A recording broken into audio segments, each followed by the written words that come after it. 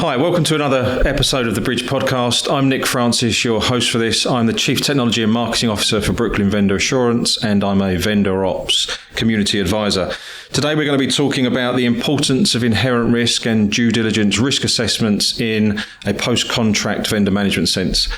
For those of you who've listened before or seen us before, the Bridge Podcast focuses preliminarily on post-contract management, vendor management, supplier management, and customer-supplier relations. With me today is a guest, Richard Harrison, who's formerly of Arm Technologies. I'll introduce Richard in a minute and he'll take you through his background of his career. Richard has worked for brands such as Cisco, BT and Vodafone, to name but a few.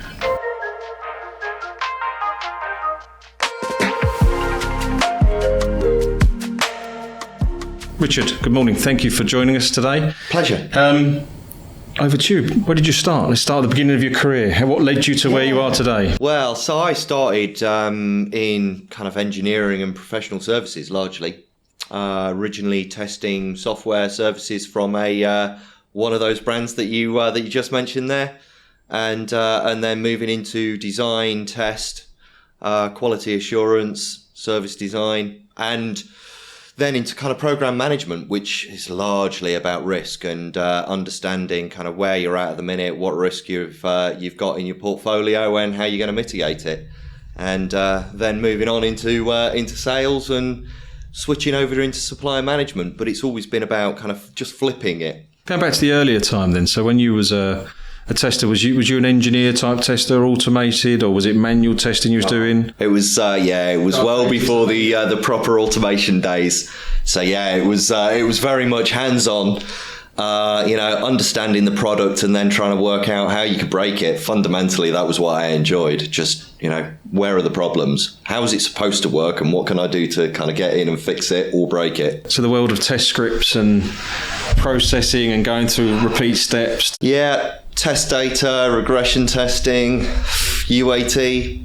Something's never quite as you expect it to be, and you've got to try and preempt what that's going to be. As soon as you put a product in the hands of a user, God knows what's going to happen with it. Yeah, I remember when we met before, you said that you'd what was the part in your career where you morphed from a QA tester, test manager into an opportunity with another organisation because you knew inherently the software so deeply? What was that about? So I was a consultant kind of working via a third party, testing this product, and that product was then bought out by kind of one of those big brands, Cisco, who then kind of approached me saying, "You understand the product better than we do.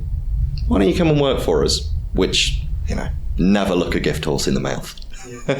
So ultimately you became, I suppose, QA tester to sort of SME overnight. How did you cope with that transition? I suppose the focus on you was, albeit a familiar bit of software and kit, it changed in terms of the expectations on you, no doubt. Yeah, and I guess it's that move from kind of backroom, nobody ever knows who you are and what you do, through to being the face, sitting in front of customers and, having to profess that you know everything about the product, where really you never know everything, right? You're always reliant on kind of someone around you or good old Google. If I reverse engineered that or tried to, it would seem that was the point where you switched into more, I suppose, a relationship, like you said, the back room, where, having been an engineer in IT in the past anyway, like where they leave you in the dark along with the mushrooms where they grow, right? You're obviously in a basement, well, I was early in my career. It seemed that was quite a pivotal change for you, because that's where you went from, like I said, albeit familiar territory from software, you've gone into more relationship management, account management and client facing as such. And then that's how you continued in your career. Obviously that resonated with you somewhat, otherwise you wouldn't have continued to do what you was doing. That's it. And it's all about relationships, and I'm a people person at the end of the day. It's trying to understand kind of what everybody else around you is trying to achieve, and how can you work together to get there. And I love working with customers. I love working with suppliers, and I really like those kind of like challenging situations when nobody's quite sure how are we going to get through this. Everybody seems opposed to each other, and trying to find that right angle to bring everybody to a consensus where you can turn around at a later point and go, wow, that went really well. How did we get there? What attracts you to that? Is it Is it the chaos? You like being the chaos of the situation, or you like the fact that there is something that's not yet quite defined, and then there's a journey there? Or yeah, it's a little bit of that, but it's largely about stakeholder relationships and providing value, whatever the circumstances that you're in. As long as there is somebody out there that sees value in what you're doing, that's what I get the buzz from. And yes, that could be brand new solutions, or it could be tricky situations, whatever that is. It's pioneering to find that right way through in that particular circumstance. And bringing it back to risk. It's all about, we don't quite understand what the scope is here. We don't quite understand how we're going to fix it, but we know that we need to. So how are we going to go about it? So there's a useful, I suppose, characteristic in there from an employee or consultative perspective. That is, if you go in sort of this unorganised world and you see these things that are happening, there's often a point of where you need to convince a higher power or another group of the need. Do you specifically find yourself in your career doing that quite a bit, in terms of you've obviously been deployed in something to make sense of something, and then do you feel you have a tried and tested approach? It's a bit like an interview question, this. Sorry about that. But what do you do to demonstrate a need to a senior of some situation? Is there a methodical approach you use in your mind? Or yeah, so I think it all comes back to the business objective. What is it that we are looking to achieve? Why is that so important? And if you can understand that, then you can tell the story. And if you can tell the story, then there's a good chance that you're going to get to an outcome of that story that people can buy into. It's all hearts and minds. But you've got to bring it back to, what are we trying to achieve? Why are we doing it? What's the approach that then we need to take? Your strategy and deployment model, your operating model, all the rest, it all kind of comes from that kind of vision. So I suppose that step change of where you went from tester to more relationship focused, and then I know you spent a few years more on the customer side, or focusing on the customer, so more sitting in the supplier side, focusing on the customer needs. What happened sort of 4 or 5 years ago that you changed? You saw, I don't know whether, I never know this, poacher become gamekeeper, whatever way you look at it, you flip sides when you joined Arm Technology, right? And you went to become the supplier or the customer looking backwards at the supplier, right? So I think it comes again down to relationships. It doesn't really matter which side of the fence that you're on. There is a two-way relationship, conversation. There's a contract. There's whatever it is that two parties are looking to get something out of, and that's what drove me. I worked in sales for 4 years. It takes a particular set of characteristics to work in sales, and for me it was just a stepping stone. It was getting kind of the financial exposure, understanding business case, sales strategies, how the supplier goes about putting together all of those different pieces to meet that end customer needs, and I really enjoyed that, to deliver something really great out to my end customers. But really, when I flip that around, managing suppliers with that same principle of what am I looking to achieve and how can I help my supplier to be successful into my business, actually I get a much more kind of higher buzz out of that, because it's no longer being kind of tied to an individual sales target. Yeah, I think so. A lot of the people we have on this podcast have done bits on either side of the fence, and tend to have this view of sales being the start of the journey that negotiates the future value. That's my words, right then. And it's not seeing the whole journey through as such. So you end up building this thing that was going to be great tomorrow. And the more practical and delivery focused individuals, I find that's not enough for, because you have to peel off just at the point where it gets interesting, right? Because you can actually do it and it's just all theory, and then you're on to the next thing to build the next theory and then not do it. And that's why all people are different, right? Some people thrive in sales on that mentality, and others like continuing with it and delivering. And the people having this podcast tend to be in that latter category that wanted to go and see it through and deliver it, and look at it in a similar way to what the vendor ops community and we do in Brooklyn, which is you're not either side of the fence. You're in a matrix managed team that should be jointly focused on delivering value that's articulated more commonly in a contract, and then how are we going to do that? Once you strip out all the legalese and the terms, what's the nuts and bolts of good old project management? What's the scope? Yeah. What are we trying to achieve, and how are we going to deliver it, and what do we need to deliver that? I think you seem in that same camp. Would you go back to sales, or do you want to stay on the supplier side? It'd take a lot for me to go back into sales. I like seeing things through. I like to see the reward off the back of it. And largely, it's not about kind of an individual kind of thing being done. It's about the value that it delivers to the wider community, to us as people. From a social perspective, I want to see, good change being made. We're all on a transformation journey, irrespective of kind of where you are in life and what you do. Things are changing constantly, and seeing that change through is when it has an impact on society as a whole. I find that really inspiring. So what's the ideal thing? So it's no secret, and I mentioned it before we started, that you are looking for your next opportunity. So you're actively interviewing. When you get the classic interview question, so what are you looking for, Richard? What's the next step look like for you in terms of what would you like to be doing and where would you like to be working? Yeah, so I see supplier management in kind of three aspects. One is managing the suppliers on a day-to-day basis, making sure the contract's delivered, managing the relationship performance, etc., etc.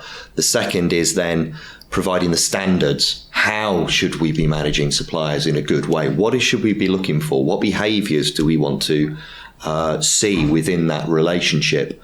And then thirdly is helping people to adopt those standards, the frameworks, the governance. And I'm certainly kind of more drawn to that kind of second half of that, those three pillars, if you like. I think those standards, whatever governance guidelines you want to put in place, they need to evolve. They need to continually improve. And there's always going to be those tricky situations. Doesn't matter how good your kind of standards and your frameworks are, there's always going to be something that comes outside of that.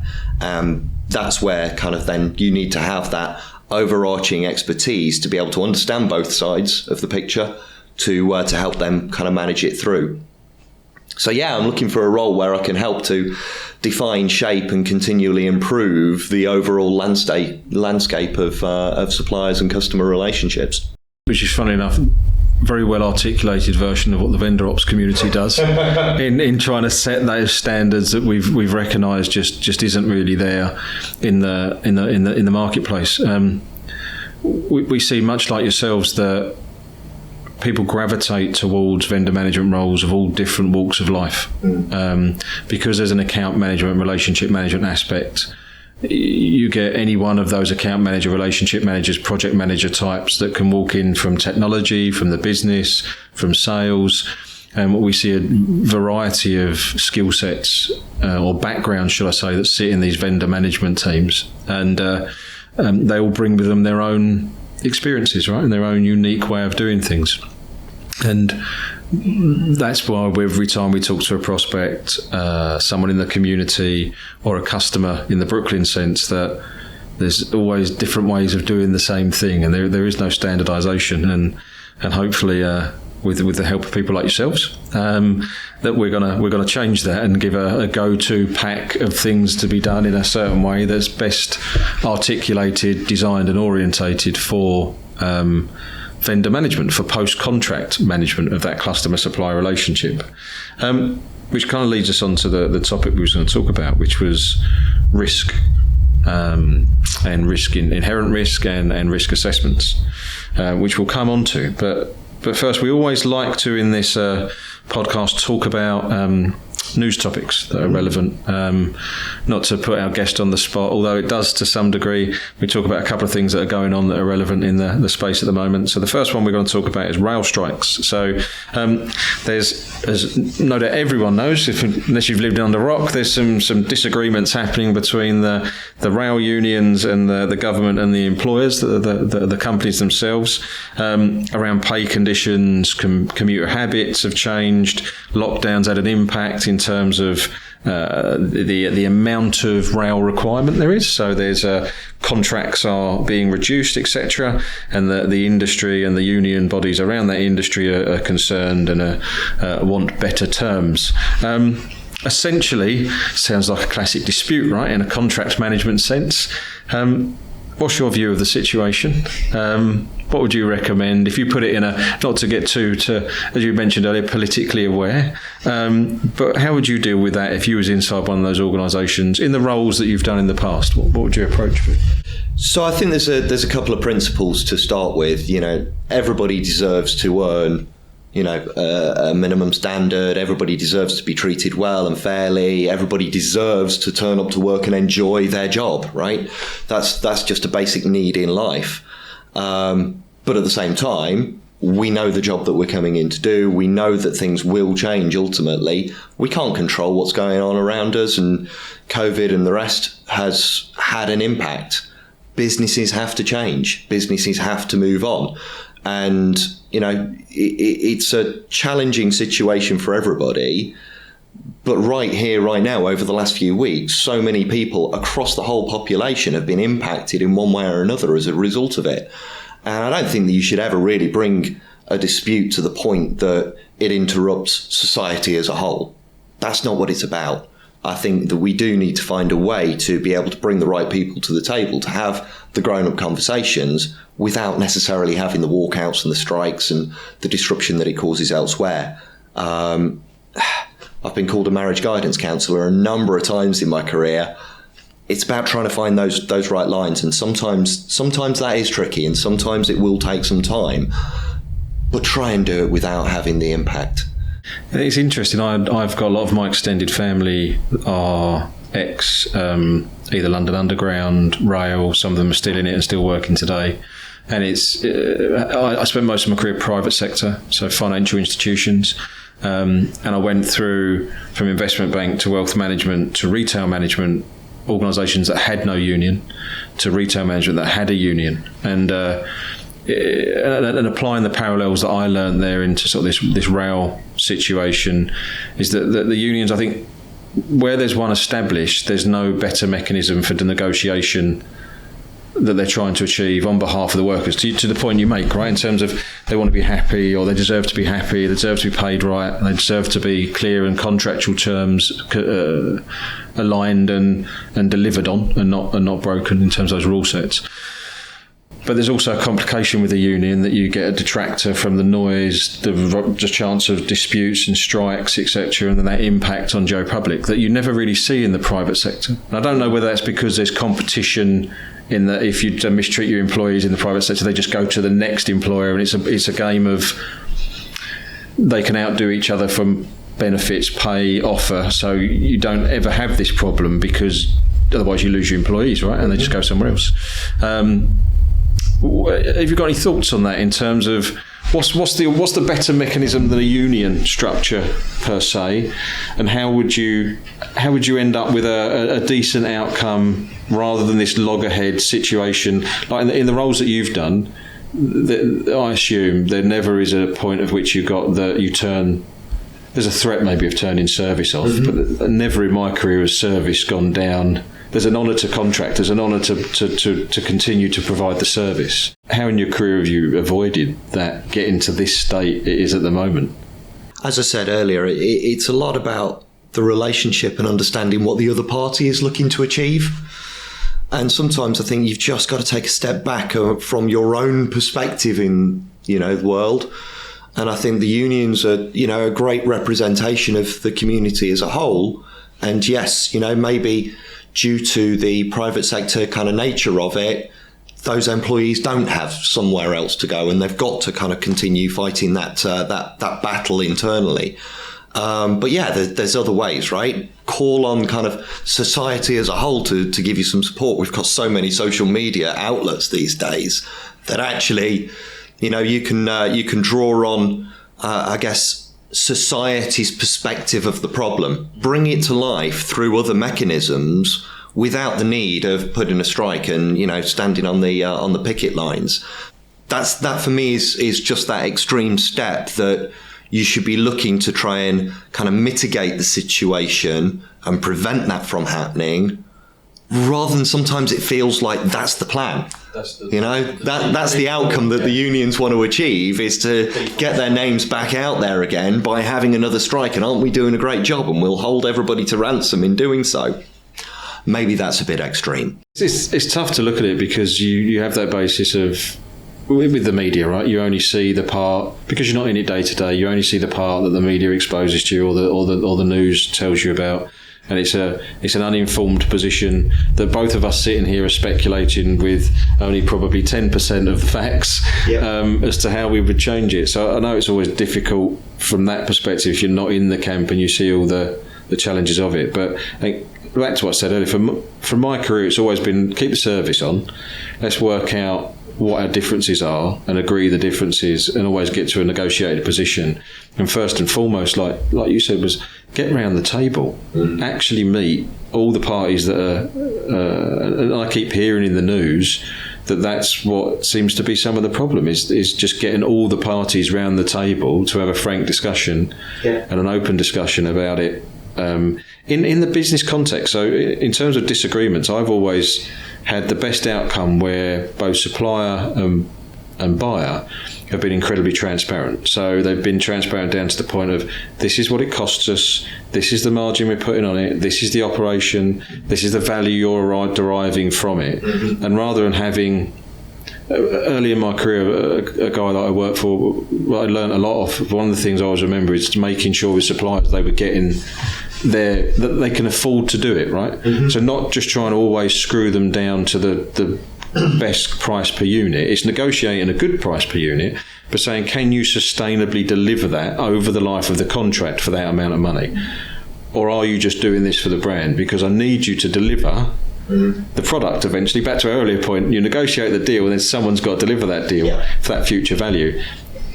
And that always stayed with me, that he used to check that the supplier was good for that, for the life of the contract. Like, it's hard to do. Like it's relationship stuff. Whites to the eyes, looking at each other and going, can you do it for that money? Are you earning a profit off of it? Any thoughts on that? Yeah, I think a lot of it comes down to trust. And trust. I'm a trusting person. My default is to trust. Other people take a completely opposite view to that. But I think by starting from a position of trust, it allows us to accept that what I'm being told can be done. Now, I'll do my due diligence and I'll check out that to help build up that trust. But if you're starting that negotiation from a point of no trust, it becomes really difficult from the start. Now, your trust can then be backed up through your contracts and, you're checking your performance to contract and all the rest of it. But yeah, you've got to start from at least trying to understand somebody's perspective.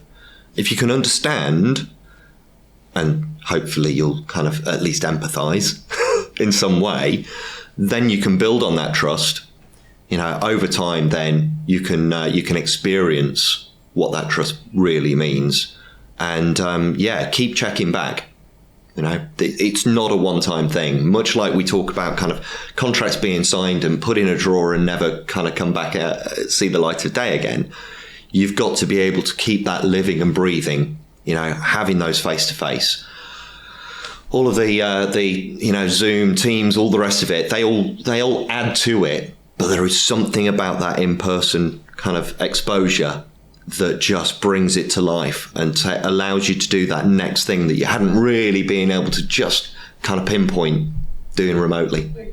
Tech's not quite cracked it as it is. You can get the 90 percentile done remotely now, but there is always that need for that final 10% on real serious situations and important situations. You have to do that coming together. Yeah. We find it internally and externally with our business that there's just certain things you need to be in the same room.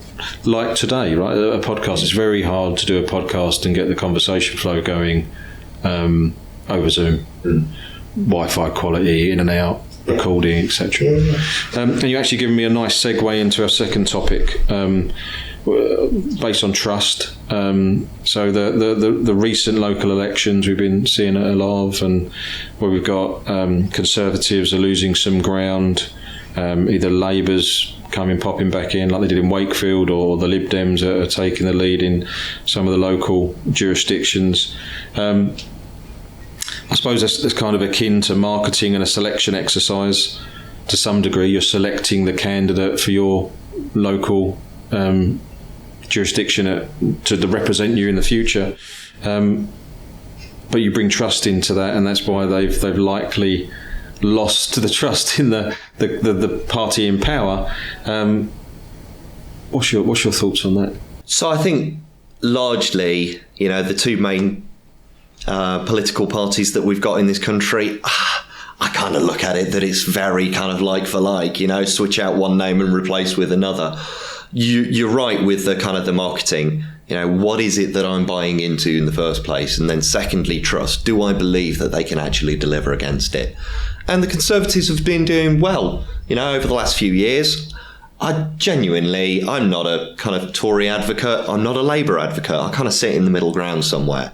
But I do think that, anybody, any government that was faced with the challenges that we've had over the last few years, they're going to have problems along the way. Have we come out of everything that's happened in a good enough position? Yeah, I think we have. Could it have been better? Maybe. Could it have been worse? Yes. We could have been in a horrific situation for a number of years to come. And hopefully we're going down the right track. But I do think that change is good. I think it allows the public to put their perspective forward, having a change in leadership, whether that is kind of local or national, I think needs to happen from time to time. Every 5-6 years you need to have that swing, because otherwise things do get stale and everybody becomes a little bit complacent. I'd like to see in this country more, I guess, an open candidate pool where you're not just going with the two main parties every time. The Lib Dems have done well historically. Could they do well in the future? Yeah, probably. I don't necessarily agree with their entire manifesto, but I think there's got to be that middle ground somewhere. And yeah, shaking things up, getting some fresh faces.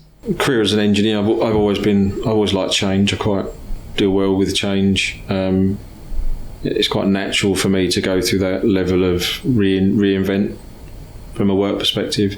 I think, much like the union model, I don't really have the answer, but I do feel that with the current media, again, the way that it hypes up the political edge in terms of it's akin to going to an exec company meeting and talking about the office party rather than the points that matter, which is, are we controlling our costs? Are we doing good enough on revenue, etc.?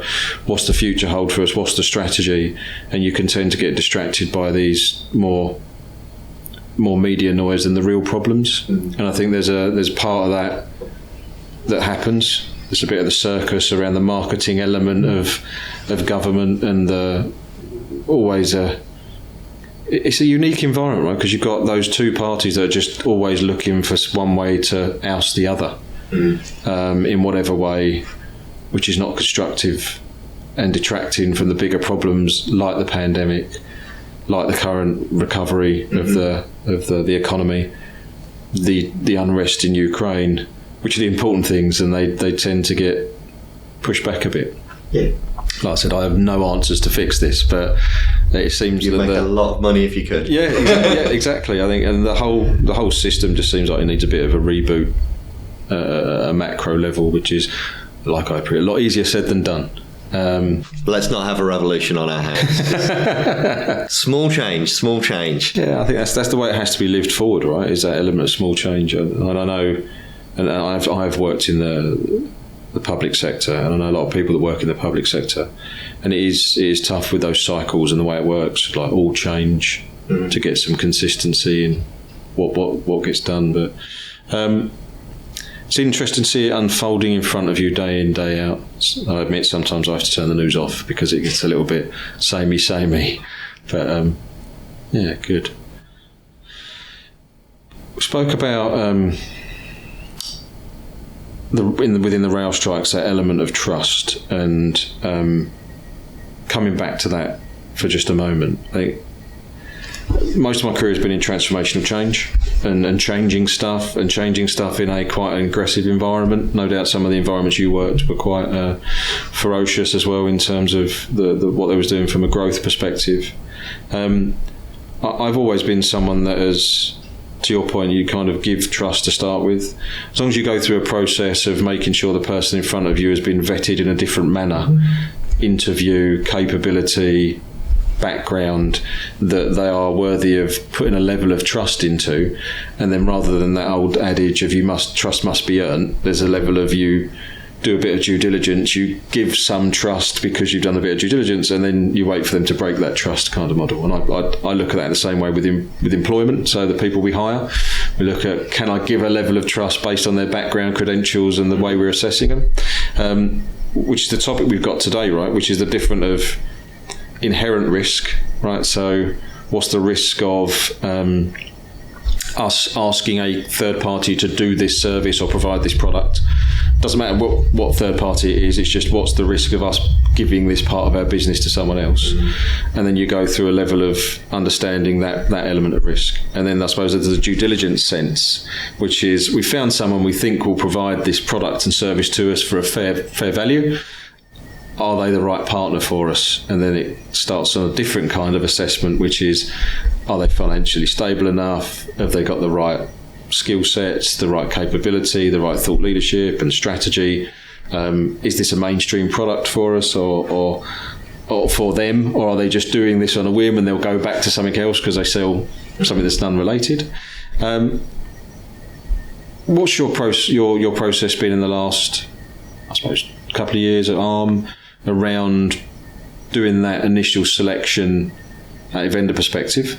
So the inherent risk, so what's the associated risk of what we're doing, and then how did you validate the partner was right for you, and what approach did you take, how did you structure it? I understand I asked you a lot in that question, and there's probably a really long answer there, but I did it on purpose because it is such a big answer and it's the main part of this topic. So how did you approach it? How did you break it all down into its component parts? Good question, thank you. Long question. Long answer, I'm sure. So again, just bringing it back to kind of what are we looking to achieve and why? That's where you've got to start. Obviously, there's a whole bunch of kind of financials and due diligences that you mentioned that you need to do behind it. But I think it's about, if you can understand what you're looking to achieve, there might be plenty of options available to you. And, you know, within any business, you'll always have individuals that already know what that answer is, or think that they do.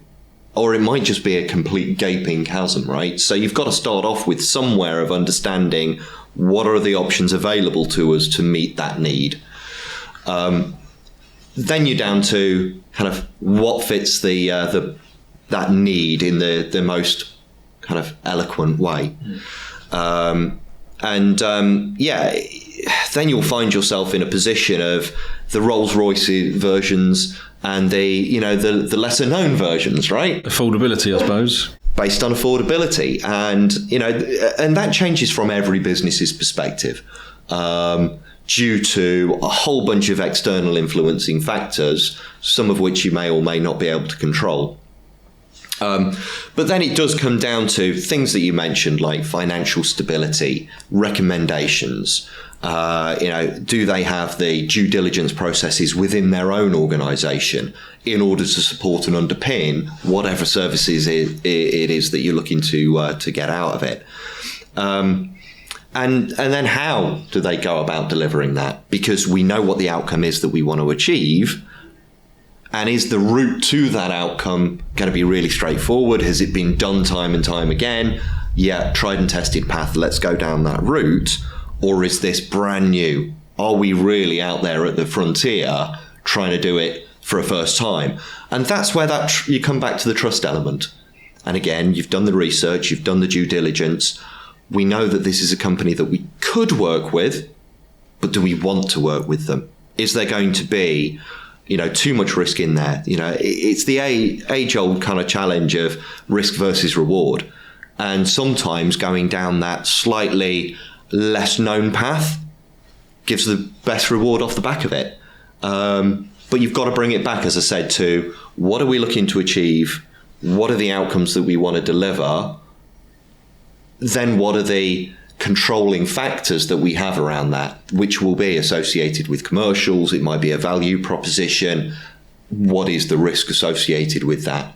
And what are the potential rewards to counter those risks? So what was your experience of that ARM within the boundaries of what you can tell us? So ARM, from a brand perspective, associated with being a very innovative, engineering, architecturally delivered blueprint, right? That's used and sold the world over for chips in all different kind of things, but mainly Android devices, right? Samsung devices that are running those chipsets.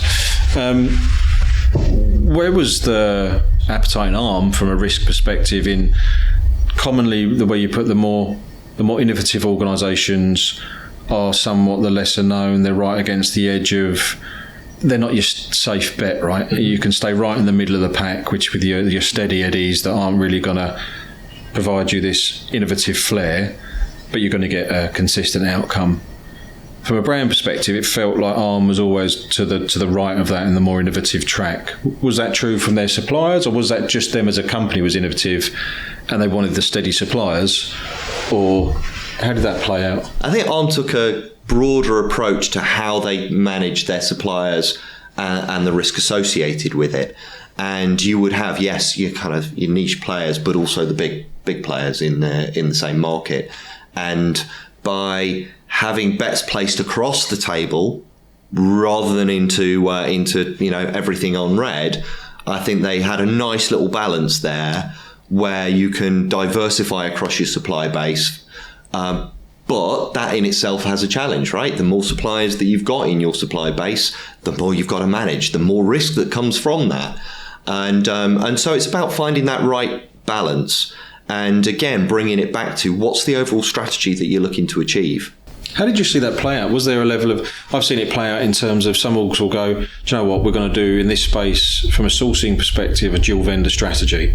We're going to get the 80% that's run by the steady, known brand that's been around forever, but we're going to do a bit of strange stuff with this new visionary organisation that's coming up here, that's just out of startup, sort of scale-up mentality, just to see how that balances out. So we kind of don't commit, like you said, don't put everything on red or black. You're kind of hedging a little bit just to see where you get to. Was that your experience of strategy at all in ARM or any other organisation you've worked with? Or so at the point that I joined ARM, there was very little kind of in terms of standard procurement policies. Pretty much everybody went and bought what they wanted when they wanted. And there was a team of kind of good procurement professionals that were entirely IT focused. And over a period of time, the business started to understand that actually we need to have a standard way of doing this. We need to engage our suppliers in a common way, not just going and buying the next thing that Joe Bloggs wants just because he's got the kind of the money to do it. And so by putting in more of a standard approach, your fundamentals, your best practices, your policies, your guidelines, all the rest of it, then you can slowly start to course navigate towards a more consistent way of doing it. Then we can start to put in place those kind of buying principles that we want. What are the values that we want to achieve from our supply base? Where do we want to diversify in our supply base? Where do we want to reach out to kind of smaller niche players? Where do we just want to go with economies of scale and go with the biggest just because that's kind of the tried and tested and we know that the price will be about right? Everybody gets it from the same price point. So it's about balance. It's about trying to put the bits that of your outsourced capability into good hands where you need to, where you know that actually those economies of scale are going to help you out. but also bringing in those niche players that can add that spark, that innovation, hey, why haven't you thought about doing it this way? And that's what drives a company like Arm to be more innovative. We're only as good as the suppliers that we choose to work with, in my humble view. Yeah, Arm's it's a good discussion point because it's such a recognised brand, to many. But it's quite a fast-growing, innovative company, like I said, that is good to track that maturing of that every org goes through in terms of we have that semblance of needing to get control, and you deploy to understand what does control look like from a data perspective, where are we today? And a couple of times you spoke about, as a consultant, what I call current state assessment. So you've done a number of what's our current state, and out of that current state, where do we want to get to from a target state? And from what I see is common in organisations is be innovative where you need to be innovative. If you don't need to be innovative, don't. And what I mean by that is, if it's not a differentiator for you as a company, don't try and be innovative in it. So if you're not selling innovation within that area, so why try and be innovative in sort of steady? Let's say you're a bank and you sell banking services. Why try and build an innovative data center? There's people like AWS and Azure and some third parties that sell physical data center space that are the specialists in data center and innovate there. Why, as a bank, try and build the most innovative data center? And there are awards that are given out for that within the industry, but from a business strategy perspective, that never made sense to me. So I would expect there be innovation tracks where it makes difference to the business to either accelerate their growth and go to market. You need to do that testing there, right? Yeah, that's right. And I think, you mentioned the data center piece. That's a really easy one, right? Why go and reinvent the wheel when somebody else that's got the money behind it can do that innovation for you? If you're not selling wheels, right? If it's not a competitive thing that you're in, then why try and do the hard thing? Someone else has done the hard thing already. Yeah. But sometimes innovation can, particularly in supplier-client relationships, innovation can be much broader than just the products and services that you're available to buy off the shelf. Sometimes it's about kind of the internal business functions. And if you can generate that good relationship, then you can start to understand how actually do you operate as an organization. You're an engineering organization. We're an engineering organization. Let's forget about technology. Let's forget about products and selling stuff. Tell me how you actually engage your people. What is it that gets people up at your organization and makes them want to come into work?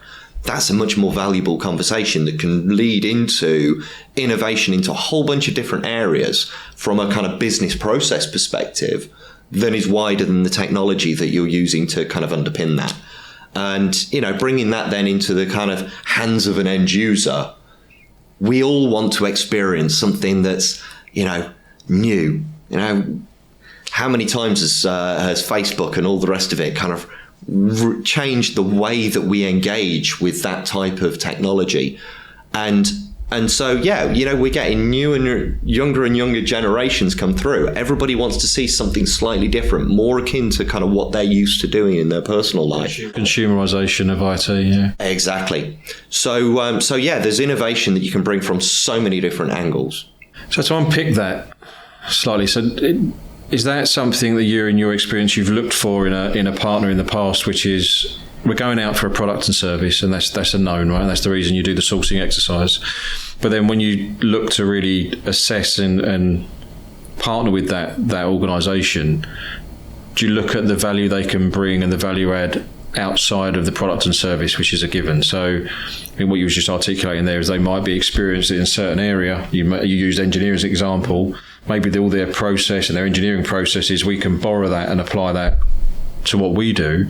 And then for what would cost you a lot of money in consultants, engineering sort of level consultants, you'll get value from that to go quicker, faster. That's not necessarily aligned to the product you initially bought from them.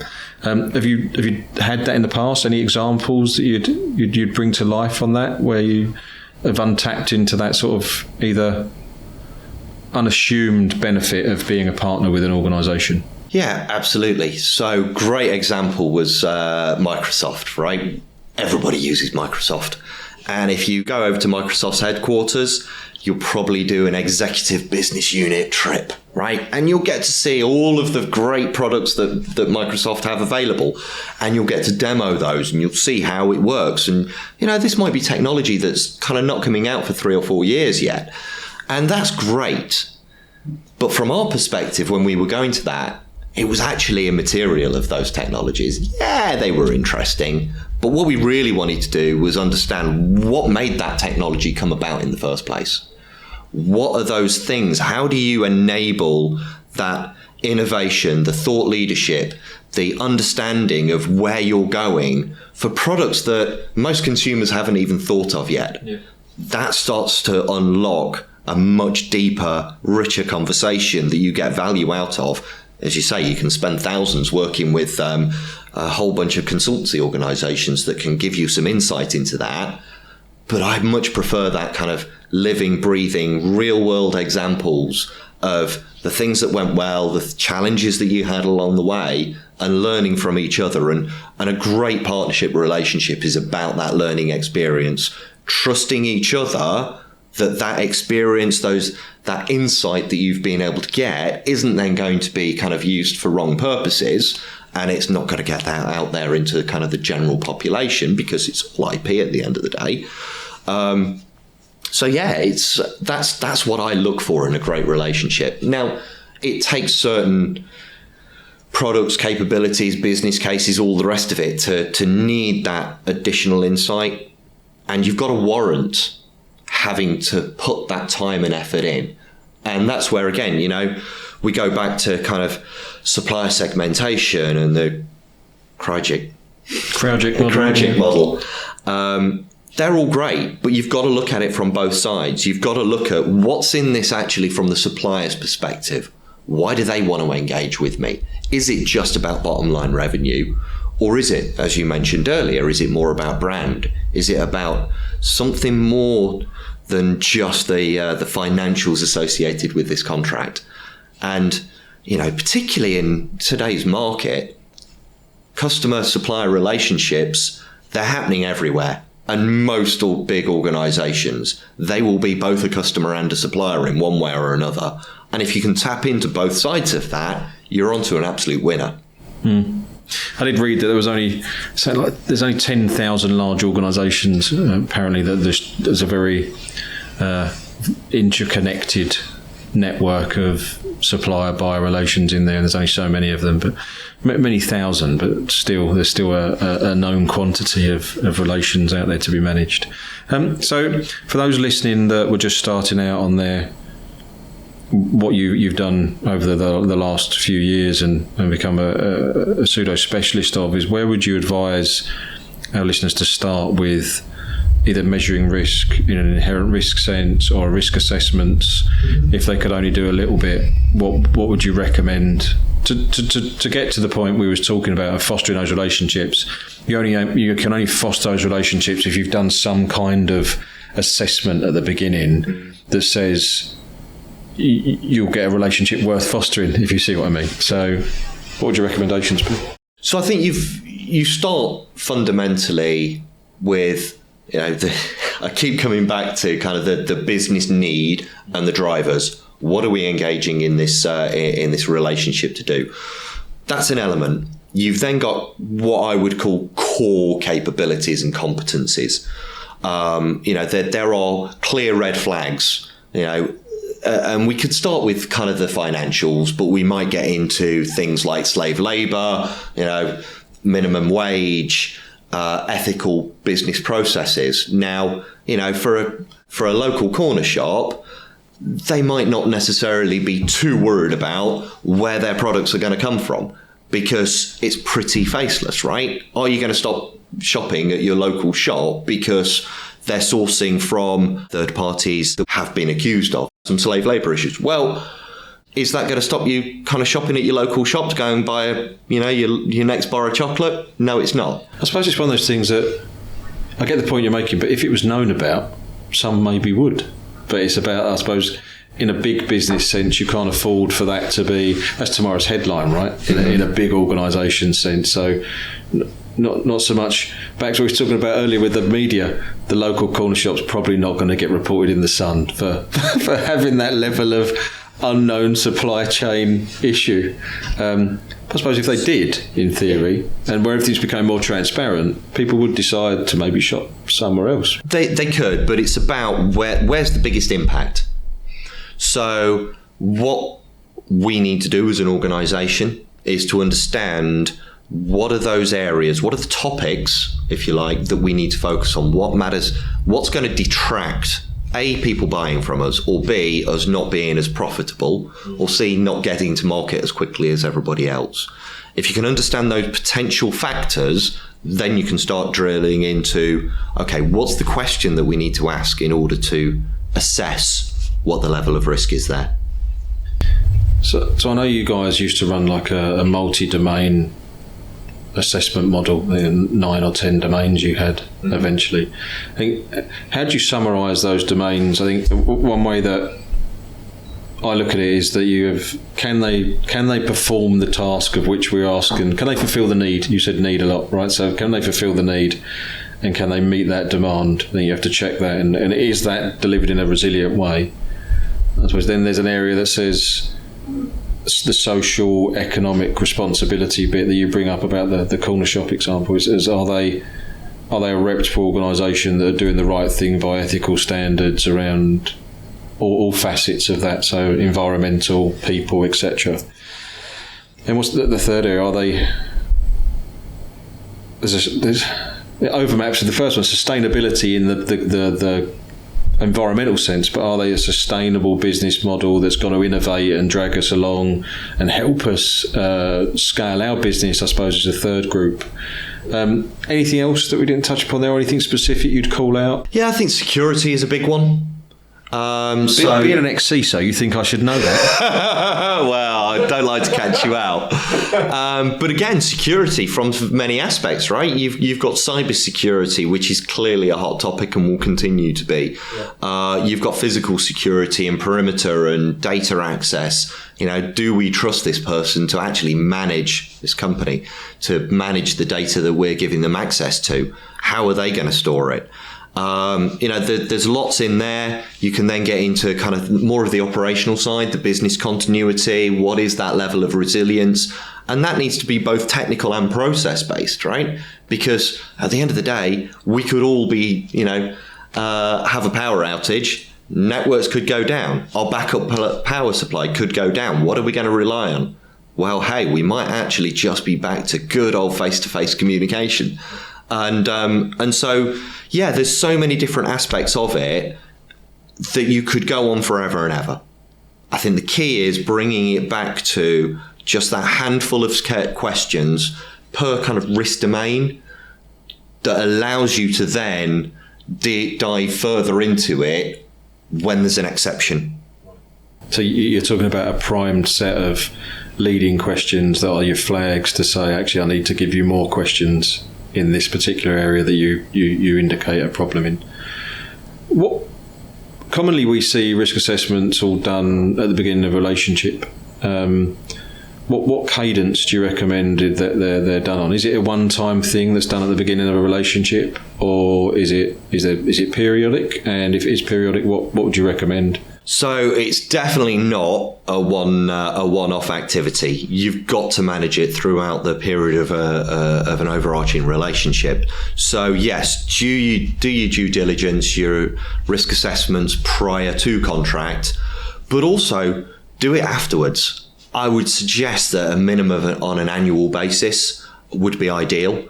Now, clearly, if you're going to do it annually and you've got thousands of suppliers, you need to automate that as much as you can. You need to streamline the process, but also thinking about it from your kind of recipient's angle, because you don't want to put too much effort or ask too much of your supplier in filling it out. You don't want the person that's just going to give you the answers that they want because it's the easiest thing to get off their desk.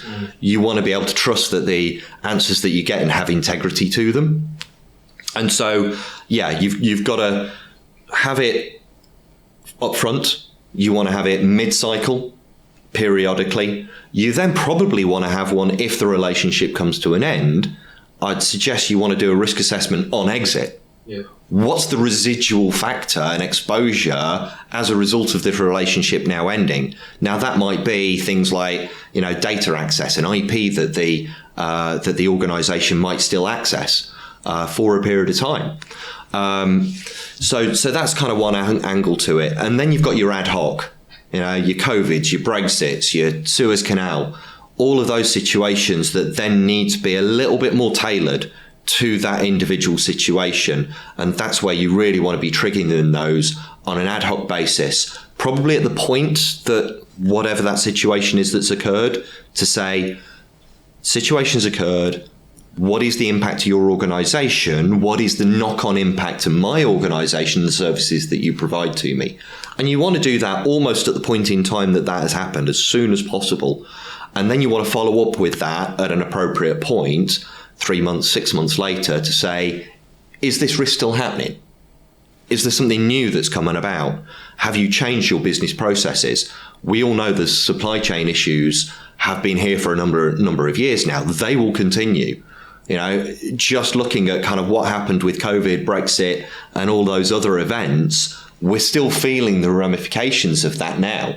So you've got to keep coming back at the appropriate point in time, and with as minimal disruption to the people that you're actually asking to, A, provide the response to that risk assessment, but also the people that are actually doing the follow-up, the due diligence, the review of those kind of responses that the organisation's provided. That's what we talk to our clients about, which is you've got to prepare for the analogy of painting the fourth bridge, right? You've got to allow for the number of segmented suppliers that you have and what you deem the cut-off point to be critical to transactional, right?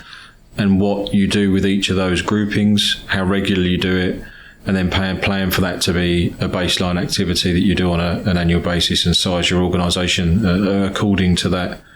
You mentioned some ad hoc stuff there. What are your go-to resources for formulating those risk assessments? So I don't know whether it's just I become more aware in the older I get, but there seems to be an increasing amount of those ad hocs that happen, be it geopolitical, civil unrest, like I said, inclement weather, that pop up that frequently need either procurement functions or business unit functions to reach out to all their common suppliers and say, cyber threats you see all the time. I can count 5, 6, 7 of the ones that have made the media over the last sort of 2 or 3 years. Every time there's that scramble for one initially, what is it? Right? Mm-hmm. How do I understand this to enough of a level to go and question my suppliers without sounding like I don't know what I'm talking about, which no one likes to do, but in enough of a way to say, do you have problems in your organisation? Are you on top of it? How are you accounting for it? What are the risks that you see? I suppose there's that one-off, and then there's the periodic reassessment of that. How do you start that process? Where do you go in your experience? Well, nobody has all the answers, right? So hopefully through kind of implementing your risk assessment process function, you understand who your stakeholders are, who those SMEs are. And more often than not, certainly when I was kind of managing supply-based risk within ARM, I would hear about this from my SMEs who would come to me going, situation has occurred. We need to reach out. We need to find out some information. Can you help us? And that's great when you can bring it all together and you've got those SMEs to go to. And it does come down to starting with what's the scope? We've got however many thousand suppliers out there, not everybody's going to be impacted. So understanding whether this is something that we need to look at from a particular category perspective, is it technology based? Is it people based? Is it logistics?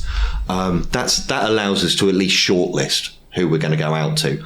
And then your questions will be, you've got to start with some basics, right? That allow a kind of a logic tree to come out off the back of it. Let's start with some fundamentals.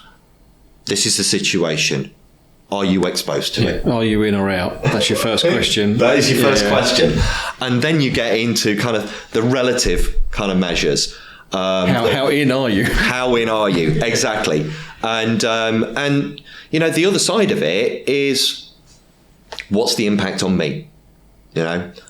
Hopefully, if I'm sending this out to my account managers, they understand how I'm using their services. So I'm looking for them to provide insight to me on the potential impact of their goods and services being impacted. What's that knock-on impact to me? Is it delay? Is it actually it's not going to be available? Is it's going to be a bit flaky? There's so many different grey areas in here that, again, it comes back to who's impacted, what's the scope of the problem, and then we can dive into it. But also, we've got to bring it back to the trust element. Does the person that's going to respond to this understand the problem enough to provide me a contextual response that is adequate to my needs? So one thing you mentioned there was about SMEs, and SMEs on both sides of business. You mentioned it in the sense of how you'd set yourself up from having a topic or a situation occur, Brexit, pandemic. You then look to a network of SMEs, and equally then the questions you'd put out to your suppliers, you'd expect the contact on the other side of the table to have an equal sort of response SME, right? And what we think in Brooklyn, and from a vendor ops perspective, is supply chain management is so big and pervasive when you look at these large companies interfacing with each other through a couple of people, that you can't have vendor management as just a single dedicated function, like a siloed mentality. You need to go in day one and establish your operating model that has connections to all these SMEs, that you won't saturate with work, but you will get from the principles of being able to ask that yes, no, am I in or out question, right, of a particular topic, and work with them to establish at what point do you care about this enough that I come back and get you that it fails your test. Yeah. And the software we've built in Brooklyn is very similar to that, as you would well know, which is it asks the basic question, and depending how you indicate yes or no, do I have a problem or not, it then triages you down to the point of the exception management, where you go and get the SME once you've asked the thousands of vendors, and you hopefully go to the SME with only 7 of the real concerning ones that you've got to opine on. How did you establish those relationships to start with day one, when you went into ARM as an example, when you was building this out? Because we said the nature of it needs to be a hybrid operating model, right? You need to be highly collaborative, both in the supplier sense, but both the internal sense. What would you recommend, like I said, when you build these things? How do you do that? How do you foster that relationship? How do you find those people in an organisation? Finding them might be a challenge. It can be. Look, it's an evolving beast. You're not going to kind of wake up one morning and suddenly everybody's banging at your door as the subject matter expert, and it will be split across the business. There are so many pockets in every organisation of that expertise that really understands how these things tick. And I think it is about kind of centralising that framework, understanding, broadcasting that kind of capability out to the masses, to then kind of hope that you're actually going to start to get some feedback. That's something that sounds like something I should be involved in. Yeah, brilliant. Come aboard. Let's go on a journey together. Now, you're not going to get that immediately. So ideally, you can find just that handful of small kind of teams within the organisation that have that level of interest to start with. The risk assessors or the risk domain experts that I was working with, we started off with, a handful of them that then grew over time.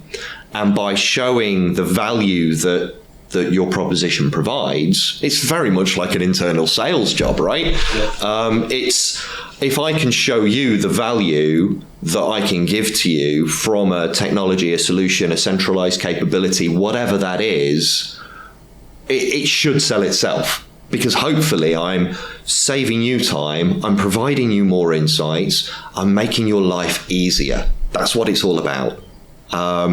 And over time, then, that will then become a kind of self-fulfilling prophecy where everybody wants in on it.